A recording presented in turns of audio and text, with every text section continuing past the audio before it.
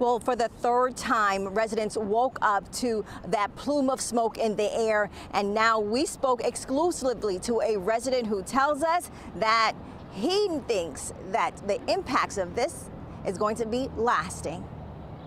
This is the third time, and I think our community has had enough of it. I'm tired of the people suffering from this. This Rockdale County resident who lives very close to the BioLab plant asked us not to disclose his identity. He showed us never seen before images of the explosion that caused the chemical plume that now sits over portions of Conyers.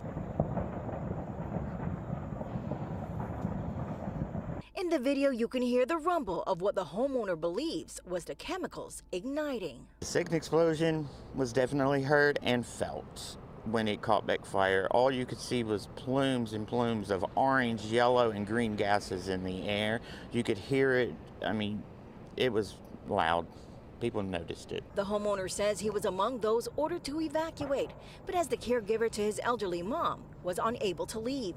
And they have since been stuck dealing with the impacts. It does burn your lungs, and it will affect your breathing.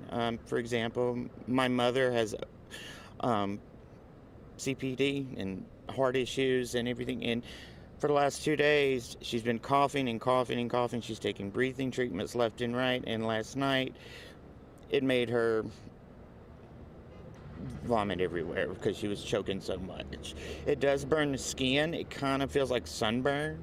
Still, officials say any toxins in the air are below dangerous levels. But the residents we spoke to say, based on the impacts he's felt, he doesn't think that's correct. When officials say this is just chlorine, what do you say?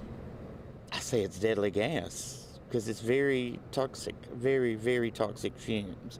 I mean, it makes people very, very ill. And he says dead fish are now showing up in their area pond. There are a bunch of tanks over there.